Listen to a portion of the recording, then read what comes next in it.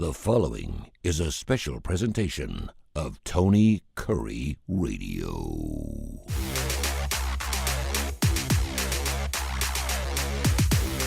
Welcome to our inaugural K4Wins.com show. I am Tony Kurre. I've been doing sports radio for 35, 40 years. Of course, part of the starting lineup. Many things here local in the Birmingham area. We're going to head out to Las Vegas. Case Keefer, of course, is with the Las Vegas Sun. He is a handicapper extraordinaire. The guy can pick futures like nobody's business. So happy to have him on this morning. Kip Keefer, my good friend, of course, my cohort, of course, sidekick in almost everything I do here with Tony Kurre Radio on TKR.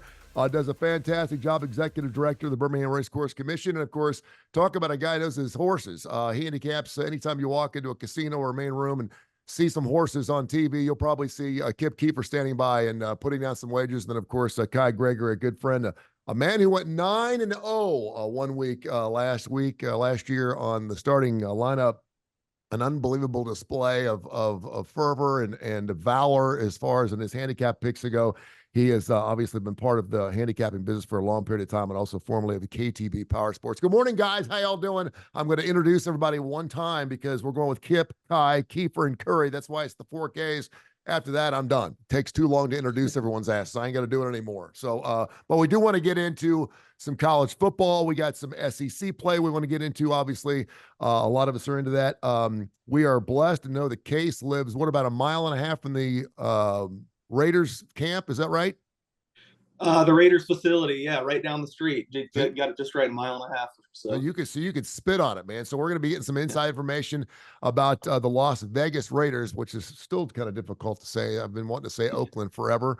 The Las Vegas Raiders, and I think all three of us was going to come crash at your place, Case, sometime later in this football season. I told your dad, I said, I will be out there at Las Vegas a couple times a year. So I know I could stumble home from the stadium, which is fantastic.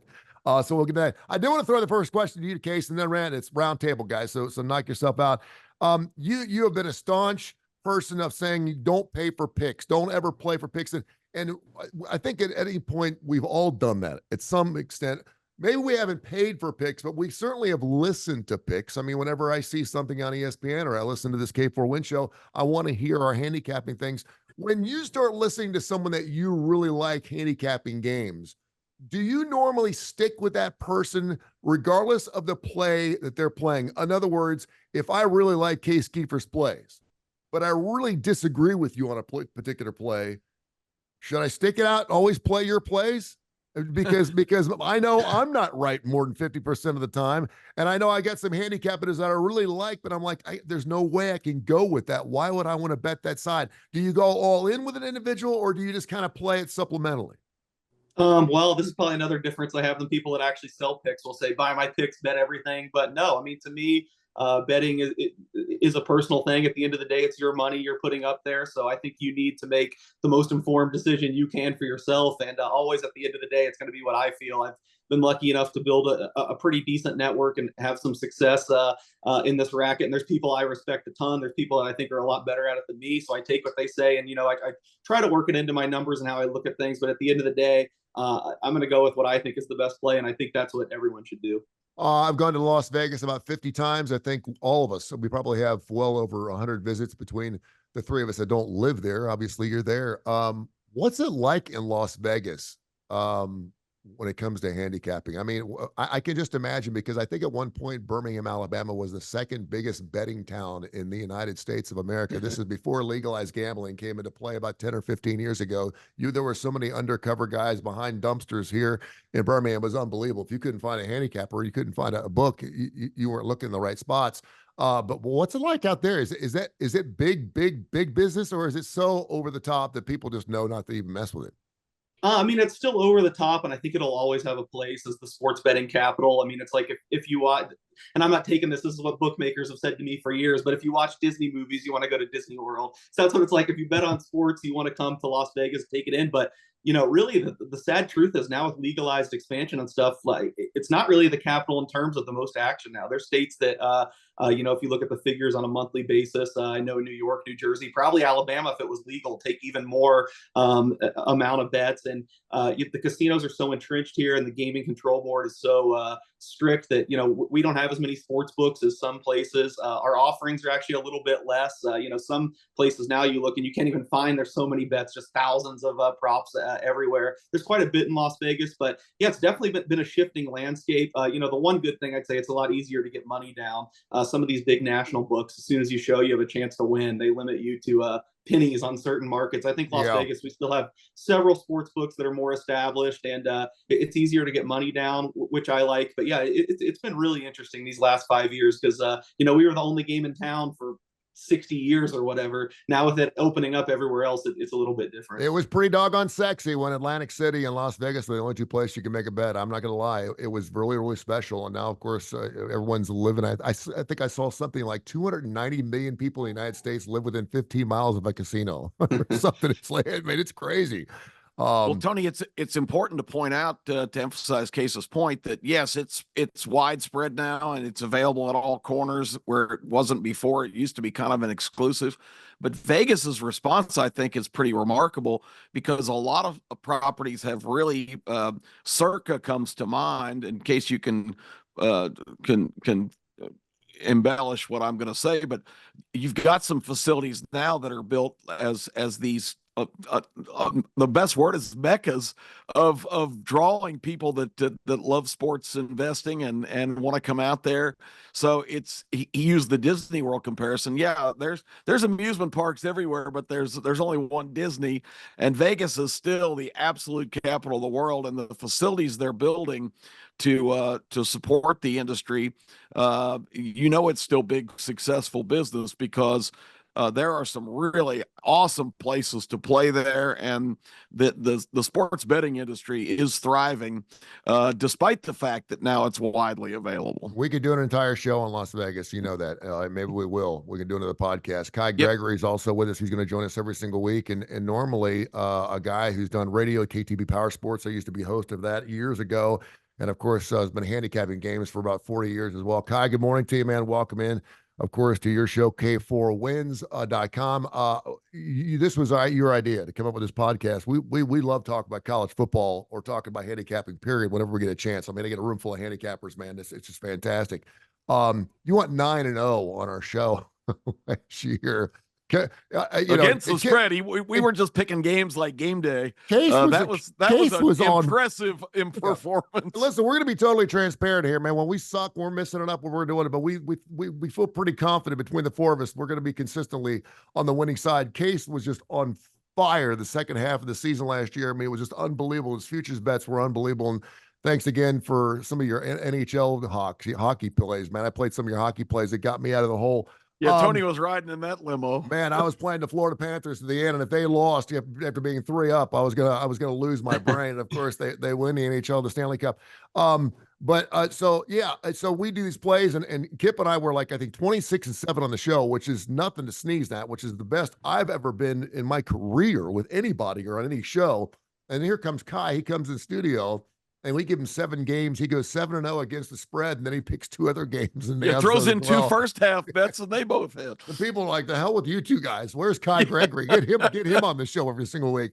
Kai, welcome in. Something I know you've been working on handicap and looking at the SEC future plays. Talked about what you see. I mean, this is the best time of the year because everyone's 0-0. Anything's possible in this world. We know there's going to be some flashes. There's going to be some jewelry we find certainly in the sand. But talk about some of the things you've seen and give us some plays, man. Absolutely, I appreciate it. I would be remiss if I didn't start out by saying I'm wearing the Tennessee National Championship shirt. That there you go. Case picked at 12-1 as one of the futures before the World Series. So I am a Tennessee fan. That may turn some people off, but however, it was a good play for me. I think week 0, week 1, sometimes can be the easiest and the hardest week of the year. There are some great plays out there. I mean, even if you look at just one of the very first games, SMU and Nevada, and SMU opened, I think, at 19. If I'm right, it went all the way up to 27.5 and 28 in some places. This morning it was 24.5. Now it looks like it's back at 26. Movement all over the place, just from a couple of the different sites that I looked at. Case probably can tell you more about that and where that would be. I mean, that's a game that you look at on opening day and you go, okay, well, SMU is supposed to be pretty good. All of these things they're doing, they're going to Nevada. They're going to be up in the altitude. You got to look at all those things. What's going to happen with that? With the coaching situation, I think SMU probably jumps on them early, and Nevada, especially if that line gets back up to 28 or 28 and a half, I'd love to see a backdoor cover there from Nevada on that. I like, some of these futures, because we're gonna talk, SEC as much as possible here. There's some huge games that people are not going to think about to determine the totals for some of these teams, like Vandy. Vandy opened the season over under 2.5 on their wins. That went all the way up to -200. So now their over under wins are at 3, -40. And to me, I don't ever want to play anything that's over 50% juice. I just think it's crazy. But now they're -40 at 3. But you look at Vandy and you say, okay, I see some wins for Vandy. They can beat Alcorn State and maybe Georgia State, especially since the head coach left. But then you've got Virginia Tech, Ball State, South Carolina to get you 2 more wins for them. Are they going to beat Virginia Tech? Probably not. But so you've got 2 other games to get you over. You're looking at -3, -40, probably a even money there. I really like South Carolina under 5.5 with some key games for them. And believe it or not, and I hate to say it, especially wearing this shirt, Tennessee under 9, just realistic. Even though I think they're going to beat Florida, I can never, ever, ever be confident going into that game because, even since Peyton was there, they just lose. Tennessee loses to Florida, no matter what the situation, no matter if it's 4th and 26 and it's an 80-yard bomb with no time left or what have you. And then there's some other futures that I'd love to hear from the guys just to make the playoffs. Clemson +75 to make the playoffs. Miami +200 to make the playoffs. Nobody's talking about Miami in the ACC. Oklahoma State, and Oklahoma State +700 to make the playoffs. Just some futures that I personally happen to love out there. And then to win it all, Texas +775 and Oregon +700. Just getting some good odds on some teams that are probably going to be in the playoffs, and 1 or 2 games may change them. Case, jump on that Oklahoma State game. That's really interesting. That's a big nut right there, 700. And of course, Gundy always has those guys. They're always, it seems like every year they start 6-1, 6-2, 7-2. They're always in the top 25. And now we're taking the top 12 teams to make the playoffs. What's the shot? Good news if we're talking SEC win totals. I bet 10 of them. I did it in July. Wow. A lot of the numbers have moved. I was just digging back into it. It looks like I hadn't worked on it since July 13th, so I'm glad you guys will get me back up to speed. And I will say I matched with Kai on one of them. Probably not the one he wants, but I did take Tennessee under 9 at -120. I think that's probably moved now. You probably can't get that good a number, but I just think Tennessee's schedule is really tough. I think the future's still bright, and if Nico's as good as he thinks, as good as they seem to think he is, maybe next year's the year where they can be relevant in the championship picture. But yeah, I'm under 9 there. And sorry, to get back to Oklahoma State, I'm kind of have an agnostic position on Oklahoma State. I don't have anything on them or against them, actually. I have no problem though if that's the team you want to back. I just feel like the Big 12 is such a hodgepodge. It's going to be so much fun. I think it's the conference to watch it. I think all these teams look so even. I just get a little bit concerned when, what were we talking about at this time last year? I actually wasn't. I bet Oklahoma State over last year, but the consensus last year was this program's falling apart on itself. They don't have the talent they once have. Mike Gundy's doing some Hail Marys with coordinators. Now, to his credit, they all worked eventually after the first couple months where they had the rough stretch. I know they got pounded by South Alabama, but they ended up being really good. That you saw the emergence of Ollie Gordon. But, I kind of feel like on Oklahoma State right now, the thing that's holding me back a little bit is it does kind of feel like you're buying high. Everyone is a lot higher on them than they were a year ago. That being said, they're definitely one of the teams that's in the mix in the Big 12. And I didn't ultimately make any bets against them, but I didn't make any bets on them either. It's just the Big 12 is so tough. So it's kind of pick your poison. And if it's Oklahoma State, shop for the best number and find it. Someone's getting to the playoff from that conference, if not 2. So 7-1 doesn't sound like a terrible number. Kip, this is go ahead. Yeah, I was just going to say there's 18 teams, and I literally think that 14 of them you can make a case for.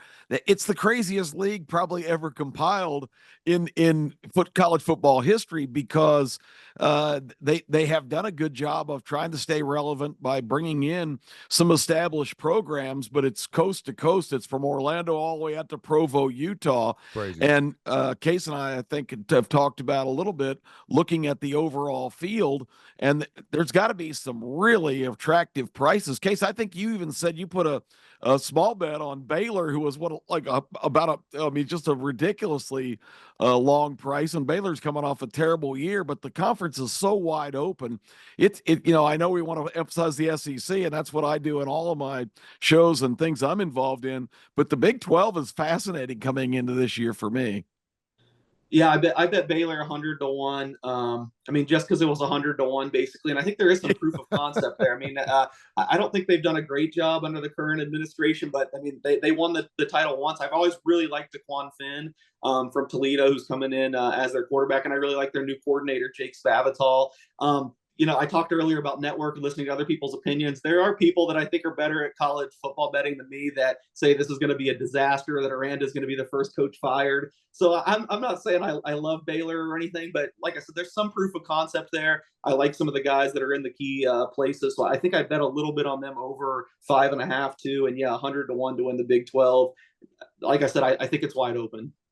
Three of us are calling from the Birmingham area, doing the show from the Birmingham area. So obviously a lot of thought and process goes into the Alabama-Auburn situation. I do want to throw those totals out because I think it's really interesting. Alabama's lowest total projection since 2008 at 9.5. And again, Kip, you just mentioned it, man. You're throwing out, of course, a Texas and Oklahoma. This is going to be a little bit like a Pac-12. Seems like it was every year before it fell apart, where you have 3 or 4 or 5 or 6 or 7 teams in the top 25, then all of a sudden everyone starts beating each other up. But what's your thoughts on Alabama being 9.5, coming from ground zero right here, 45 minutes from Tuscaloosa? Kip, what's your thoughts on, of course, Coach's first year, first time in 17 years, Nick Saban's not on the sidelines? My first thought is that Vegas does an extraordinary job setting the win totals.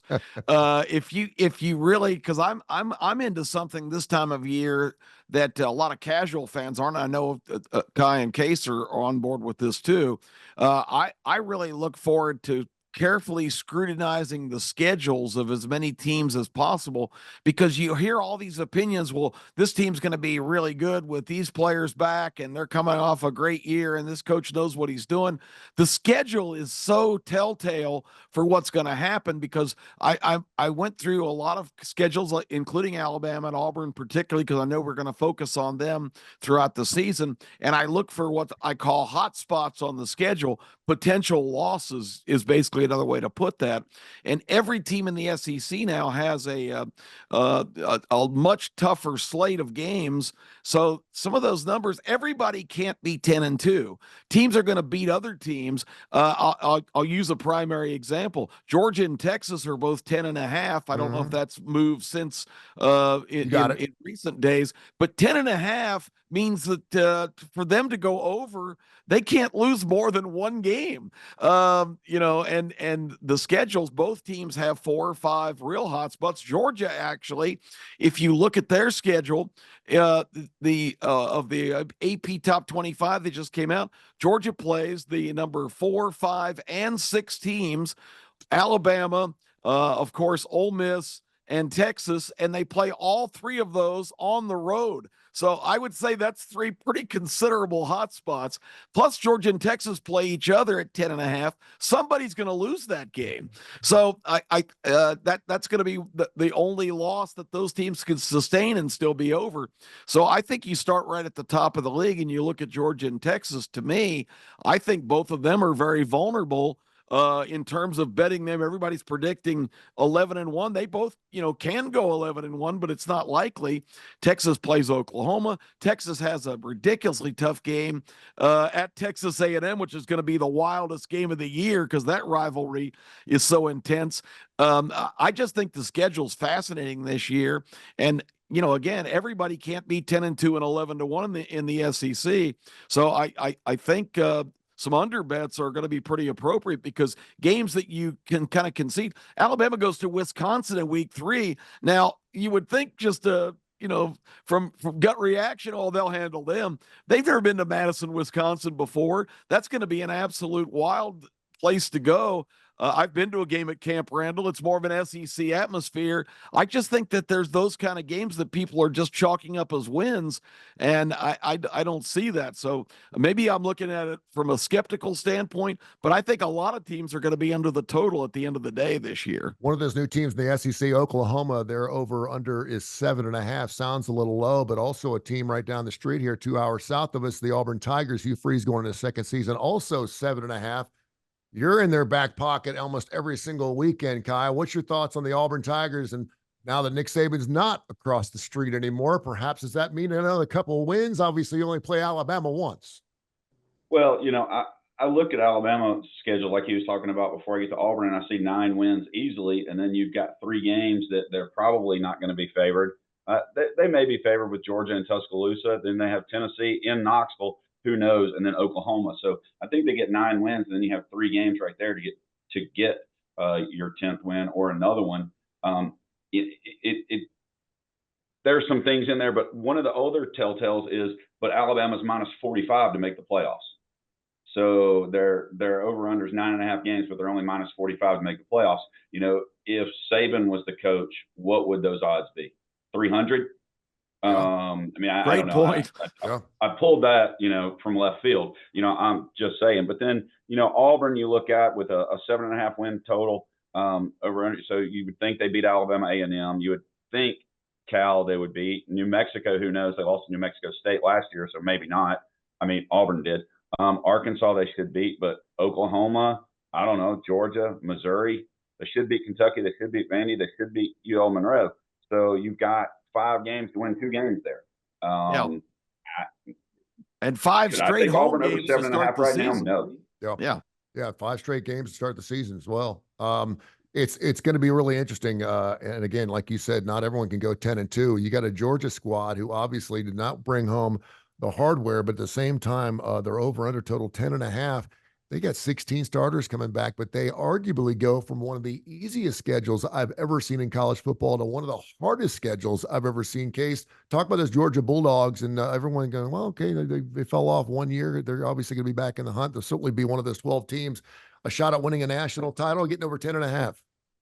Yeah, I don't even know if they fell off, to be honest. It's just like, look, it's hard to win national championships, obviously. They had so many close games. They were on the right side of a lot of them to win the last 2 national championships. I know that's not what we remember when they blow out TCU and have all those blowouts, but they barely lose to Alabama in a game they lost the turnover battle last year. If Georgia and Michigan played after the national championship last year, that game's coming in right around pick'em. Georgia might even close a slight favorite. They'd be a favorite over anyone in the nation again this year on a neutral field. It's kind of bad when I said I bet 10 SEC win totals. I don't really have that strong of opinion on Auburn, Alabama, or Georgia. Those are 3 of the teams I didn't bet at all. I still think talent-wise, Georgia just kind of dwarfs over everyone. I know there's been this big debate in college football circles right now if it's Ohio State or if it's Georgia. I think maybe at the very top level, Ohio State might have more talent, but from a depth standpoint, it seems like Kirby Smart's built this roster wisely. It seems like he's saying the right things, that he knows that it's going to take like a lot of depth. He's moaning and complaining that he doesn't even have more, but I think Georgia's high in talent is still going to be better than anything. I don't think they'll go undefeated, but I think 11 wins is way more likely than 10. So I'd still, if I had to make a pick on this, I would be over 10.5. It's juiced minus 130 right now. So again, that's not a win total, I bet, but I still think if I'm putting the SEC in tiers, Georgia is in a tier of their own. I think they probably lose either at Ole Miss or at Alabama. I'm not as high on Texas. That number at the market making books, at the books that are taking the biggest bets, now actually down to 10, kind of minus 110 both sides. I bet some under 10.5 on Texas at minus 150, I believe, earlier in the summer. So Texas to me is the one I'm kind of selling on a little bit for various reasons, but I still kind of expect Georgia to be there at the end of the day. But I think the 2 biggest trouble spots on the schedule to me are Alabama and Ole Miss. For all of our plays, go to K4Wins.com, K4Wins.com. We got the 4Ks, Kip, Kai, Kiefer, and Kurre. And of course, we're going to be giving you free plays throughout the entire year. You can also check out the starting over, or starting lineup, should I say. Starting over is a different group I'm on. The starting lineup, and we will be starting over as we start the new football season. You can check that show out, of course, on our YouTube channel. Just look up Kiefer and Kurre in the starting lineup every single week. We give a bunch of plays on that as well. I do want to bring up one other team before we wrap this thing up, and then, of course, we're going to throw in some free plays to get ready for the year because the futures is what we're all about. But normally when you have a great football program like an Alabama and Ohio State, I mean, consistently at least 8 wins, at least 9 wins. I mean, I can't imagine what Alabama fans would do if they actually only win 8 or 9 games this year. They'd be crying in their Wheaties for weeks on end. But I'm looking at Billy Napier's squad and the Florida Gators. I don't think I ever considered a team that won back-to-back championships in the 2000s to have an over-under win of 4.5. Tell me where that program is. Anyone you can chime in and talk about. I mean, it just used to be the Swamp used to be the worst place to play, and now a lot of people are scratching up Florida on their schedule as a W. Anybody want to hop on that? I mean, who are they going to be favored over besides Samford and Central Florida on their schedule? I mean, they start with Miami, then they have Samford, Texas A&M, Mississippi State, and Starkville. Central Florida is in Gainesville, Tennessee's in Knoxville, Kentucky in Gainesville, Georgia, Texas, LSU, Ole Miss, Florida State. Where do they get 5 wins? Where do they get 3? It's going to be really tough.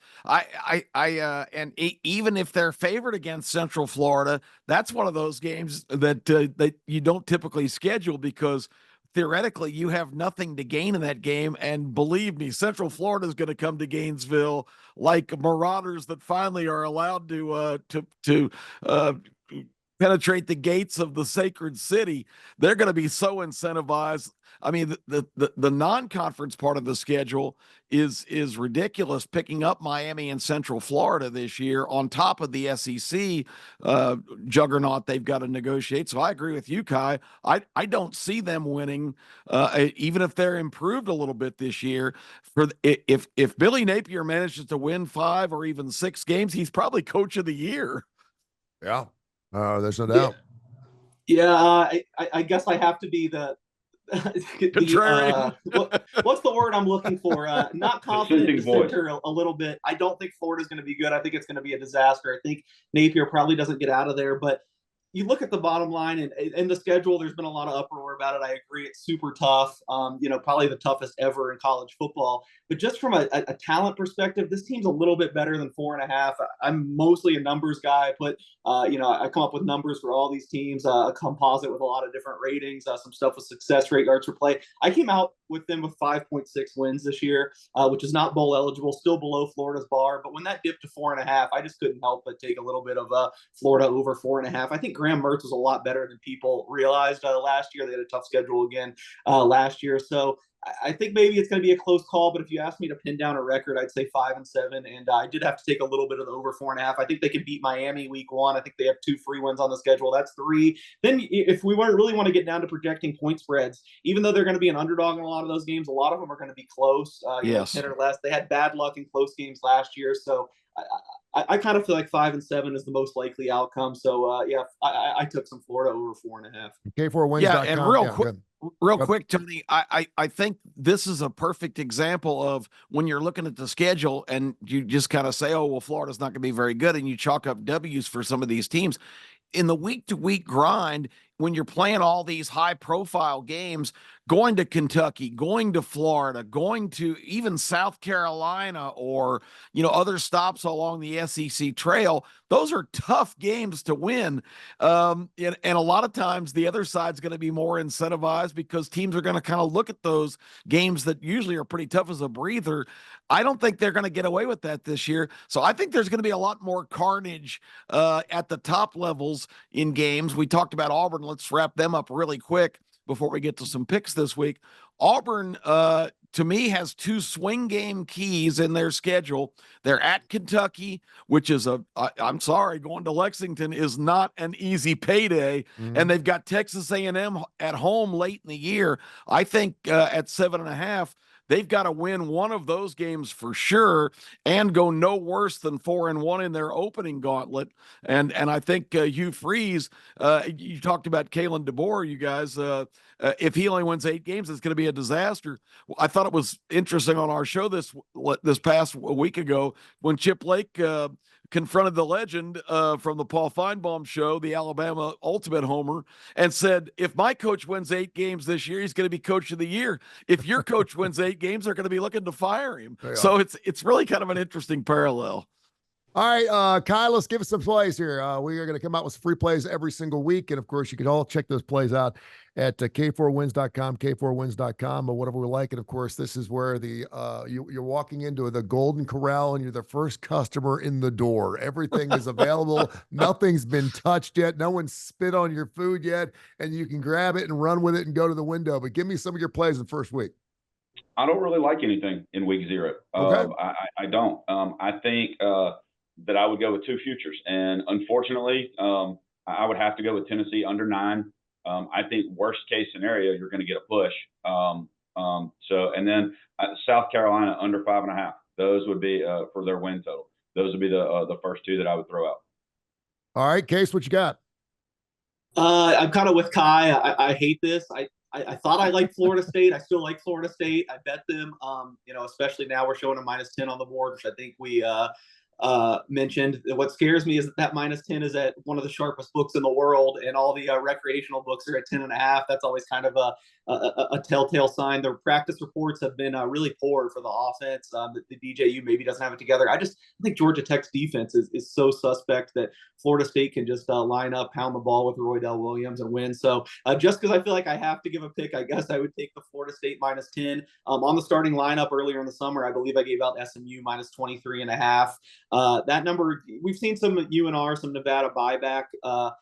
I don't know. This team's going to be really bad. As someone that lives in the state, I think even the fans of them know they're going to be. It's going to be a rough season. They're kind of rebuilding from scratch with Coach Choate over there. Now Chuba Purdy's hurt, so it feels real chalky. I'd have to be on both the favorites though if I had to make a play this weekend. Nothing I love though. Don't bet too big. Save your bullets. And since Kai and I matched on 2 plays, I should mention the other one. I don't know about the price now, but the very first bet I made this offseason was Oregon to win the national championship. I actually got 12-1, which I think is long gone. But maybe if you shop and look around, if you could still get a 10-1, I really think Oregon, talent-wise, is a lot closer to Georgia and Ohio State than people think. I think they might have been one of the best teams in the nation at the end of last year. They just couldn't get over the Washington hump. That's a credit to Kalen DeBoer and a feather in his cap if you're looking for Alabama to go over expectations. But I guess the 2 plays I've heard on this podcast that I wholeheartedly agree with, I bet Tennessee under 9.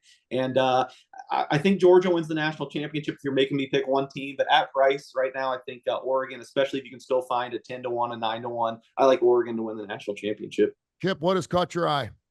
I've been saying it all summer. I think Texas is the vulnerable, really high, lofty team in the process. 10.5, even 10. The game in Austin, the same day as the Formula One race, Georgia, Texas is going to be a real pivotal game in the schedule. Assuming that Georgia goes in there and handles their business, I just see Texas losing 2 or 3 games. And the other thing against Texas, I think, is Oklahoma's in the same boat. This is just strolling into a whole different jungle for them than they're accustomed to. There's always been 4 or 5 wins that were basically assured on their schedule. I don't think any haven in the SEC is really truly safe for either of these teams, particularly on the road. I think they're going to have some stumbles. So I am really strong on Texas under the 10.5 or 10. If you can get 10.5, jump all over that. That's been kind of my position on them all summer. And to a lesser extent, even Georgia, because if they don't win that game at Texas, Georgia's one of the only teams that has to play those 3 teams I mentioned before, Alabama and Texas and Ole Miss, all in the top 6 preseason, and they have to play all 3 of them on the road. I am not going to be stunned at the end of the day if Georgia and Texas are both 10-2. So, I've been saying all year that I think they're both vulnerable with that high win total. As far as I'm going to actually pick a game this weekend too. Well, not this weekend, but this week. I love North Carolina at Minnesota on Thursday night. The game's basically a pick 'em. I think it's been going back and forth. It's 1 or 1.5. I think North Carolina is actually favorite. Case can clarify that, but 2.5. Okay. Oh, that's up that high. I like the Tar Heels. They're going to have a dynamic running back name a Mario Hampton, who's going to be an absolute beast this year, maybe a sleeper at some big numbers for even the Heisman, because I think they're going to ride him big time. I love the Tar Heels. I'm not impressed with the rest of the Big Ten, which is actually 18 teams now. We talked about a couple of the high ones, or the most highly touted teams, but I don't really see the Minnesota Golden Gophers having very much. And I really like North Carolina on that opening Thursday coming up in this, what I guess can still considered week 0. If there's one thing that I love as much as SEC football, man, it's the National Football League. I'm looking at the NFL big time already this year. A couple things kind of hit me. Of course, I'm a Cincinnati Bengals fan. They suck for so long. It's so good to actually see them in the mix every single year. Joe Burrow misses 7 games last year. He still has not been completely healthy for an entire year. I think with that offensive line, it looks like all 5 guys coming back. They should be super well. They did a great job in the draft. I'm going to take the Bengals plus $180 to win the AFC North. I think that's a price. I think they're right there in the mix with the Baltimore Ravens, who've got what is the Ravens, like a plus 110, 120? Not really sure why they're not a little more closer to what the Baltimore Ravens are doing, because I think if you put them on paper, they're really close. I love the Detroit Lions. What Dan Campbell's done with that squad has just been unbelievable. I love him as a coach. I would take him any day. They're plus $145 to win the NFC North. They did it last year. There's no reason why they can't do it again. And then I'm going to go with, and just I'm an old school guy. I love watching the Chicago Bears. Whenever college football is better, we were talking about FSU in the Miami days. College football is better when those teams are better. NFL is always better when the Chicago Bears are better. They just are. When the Chicago Bears are playing good football, they're over under 8.5. They got Caleb Williams coming from USC. I think he's going to play immediately, and I think he can have an impact. They have the 4th easiest schedule in all the National Football League schedule this year. I'm going to take the over 8.5 for Chicago Bears. You like the over as well, Kai? I'm going to take the over 8.5. And I still think a lot of people are looking at this schedule as a 16-game schedule. You're getting 17 games. It's probably going to be 18 within a year or two, but I love the over 8.5. I think that gives them a little wiggle room. I think actually because they're away schedule, they can actually lose a couple of games they're supposed to win and still get over that 8.5. So great stuff, guys. Check us out every single week. K4Wins.com. K4Wins.com. Check out our brand new website. It's fantastic. Kip, Kai, Kiefer, and Kurre. We do it every single week. And of course, you can find our podcast available on the Tony Kurre Radio Podcast Network. I've got it up on everything. And of course, wherever you get your favorite podcast, you can find this wonderful podcast. We'll do it every single week right here on K4Wins.com. Thank you, gentlemen. Appreciate you, man. Thanks, Tony.